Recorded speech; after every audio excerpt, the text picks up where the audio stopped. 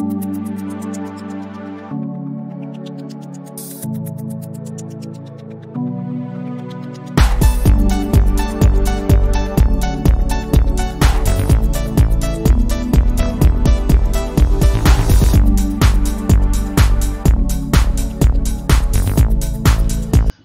జిల్లాలో జరిగే పాపికొండల విహారయాత్ర ఇది ఒక అద్భుతమైన టూరిజం యాత్రగా చెప్పుకోవచ్చు. రాజమండ్రి, దేవీపట్నం ప్రాంతాల నుంచి ప్రారంభమయ్యే ఈ బోట్ షికార్, ఈ గోదావరి యాత్ర ఒక అద్భుతం. మధురాది మధురమంటారు గోదావరి ఏపీ వాసులు.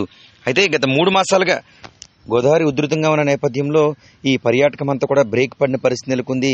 తిరిగి మరలా 11వ తేదీ శనివారం నుంచి పునరుద్ధరించినట్లుగా సంబంధించిన అధికార యంత్రాంగం అయితే తెలియజేస్తుంది. నిజానికి ఈ పాపికొండల విహారయాత్ర అనేది రాజమండ్రి, అదేవిధంగా దేవీపట్నం ప్రాంతం నుంచి ప్రారంభమవుతాయి.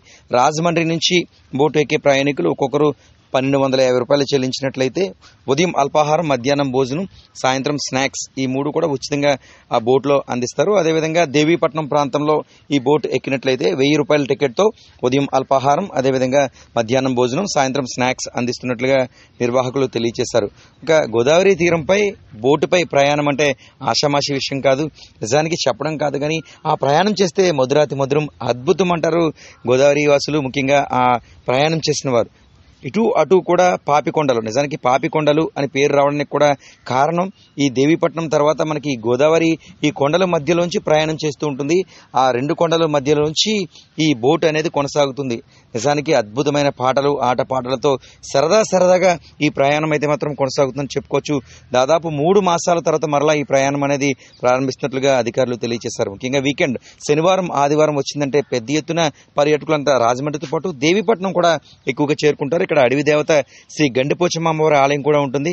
అక్కడ అమ్మవారిని దర్శించుకుని ఈ బోట్ షికార్ అనేది ప్రారంభం జరుగుతుంది. ఏదేమైనా మరలా ఈ యాత్ర పునఃప్రారంభించినట్లుగా అధికార యంత్రాంగం అయితే తెలియజేసింది. ఇందుకు తగ్గట్టుగా గోదావరి ప్రస్తుతం నీరు తగ్గుముఖం పట్టడంతో యాత్ర ప్రారంభం జరుగుతుందని జాగ్రత్తలు తీసుకుంటూ, అంటే లైఫ్ జాకెట్స్తో పాటు ప్రయాణికులు ఏ విధంగా బోట్లో ఉండాలి, ఇలా విధి విధానాలన్నీ కూడా వివరిస్తూ ఈ యాత్ర ప్రారంభించినట్లుగా తెలియజేశారు. రాజమండ్రి నుంచి ఎక్కవచ్చు, అదేవిధంగా దేవీపట్నం, పురుషోత్తపట్నం పక్కన ఉన్న దేవీపట్నం ప్రాంతం నుంచి కూడా, గొలుగొండ నుంచి కూడా మనం ఈ బోట్ ఎక్కచ్చని అధికారులు తెలియజేశారు.